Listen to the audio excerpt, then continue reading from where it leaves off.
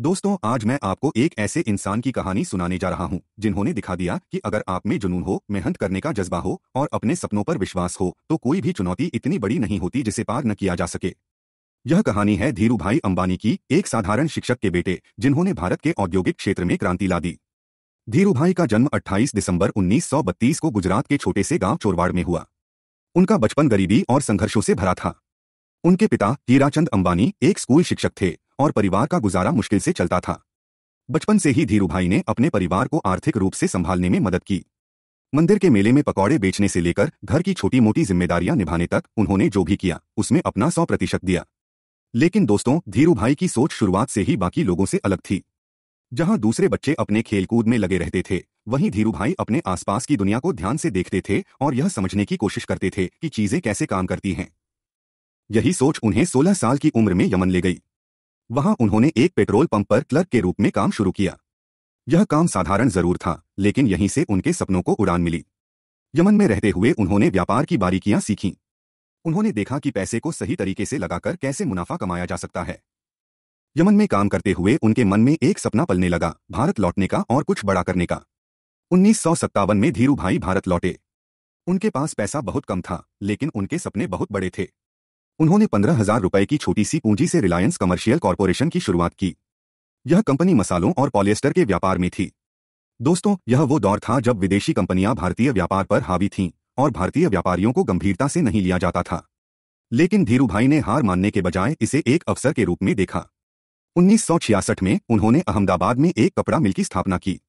उनकी सोच यह थी कि अगर वे उच्च गुणवत्ता वाले उत्पाद सस्ती कीमत पर देंगे तो भारतीय बाजार में क्रांति ला सकते हैं। और यहीं से शुरू हुआ विमल ब्रांड का जादू। दोस्तों, आपको जानकर हैरानी होगी कि उन्होंने ग्रामीण इलाकों में जाकर अपने कपड़ों का प्रचार किया। यह उस समय के लिए एक अनोखी मार्केटिंग स्ट्रैटेजी थी। लेकिन उनकी चुनौतियां यहीं खत्म नहीं हुईं। व्यापार को बढ़ाने के लिए उन्हें पूंजी की जरूरत थी। और दोस्तों, यहीं उन्होंने एक बड़ा कदम उठाया। 1977 में रिलायंस को शेयर बाजार में लिस्ट किया। उन्होंने आम भारतीयों को रिलायंस का हिस्सा बनने का मौका दिया। यह पहली बार था जब एक भारतीय कंपनी ने छोटे निवेशकों पर इतना भरोसा दिखाया और लोगों ने भी उनका पूरा साथ दिया। इसके बाद धीरूभाई ने खुद को एक कदम और आगे बढ़ाया। 1980 के दशक में उन्होंने पेट्रोकेमिकल्स के क्षेत्र में कदम रखा। यह आसान नहीं था। सरकारी नियमों और विदेशी कंपनियों के दबाव ने उन्हें कई बार रोकने की कोशिश की। लेकिन धीरूभाई अंबानी की खासियत यही थी कि वे हर चुनौती को अवसर में बदलना जानते थे। उन्होंने आधुनिक तकनीकों का इस्तेमाल किया और भारत के औद्योगिक क्षेत्र को नई ऊंचाइयों पर पहुंचाया। उनकी सबसे बड़ी उपलब्धियों में से एक थी भारत के शेयर बाजार में पारदर्शिता और जनता का विश्वास जीतना। जब लोग शेयर बाजार से डरते थे, धीरूभाई ने उन्हें दिखाया कि यह भी एक ऐसा माध्यम है जहां वे अपने सपनों को सच कर सकते हैं।